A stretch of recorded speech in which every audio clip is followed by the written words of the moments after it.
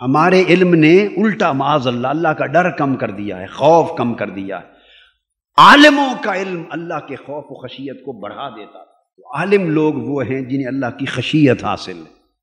سو جو اللہ کی خشیت سے لبریز دل رکھتے ہیں وہ علماء ربانیین ہیں اور وہ اولیاء ہیں۔ اللہ پاک نے اس لیے فرمایا بے شک خبردار، الا ان اولیاء اللہ لا خوف علیہم ولا هم یحزنون، جو اللہ کے دوست ہیں، اللہ کے ولی ہیں، لا خوف علیہم، انہیں نہ کوئی خوف ہے۔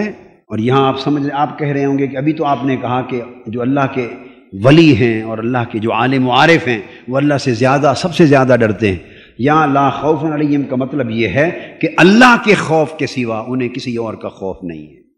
ولا هم یحزنون، اور انہیں نہ کوئی غم ہے، بس ایک عشق الہی والا غم ہے، باقی سب غموں سے آزاد ہو گئے۔ انہیں اللہ کا خوف اس طرح نصیب ہوا ہے کہ دل میں اللہ کا خوف آ جانے کے بعد دنیا کے ہر خوف سے وہ بے نیاز ہو گئے ہیں، اور اللہ کے عشق کا غم انہیں ایسے لگا ہے کہ اس غم کے آ جانے کے بعد دنیا کے سارے غم بھول گئے۔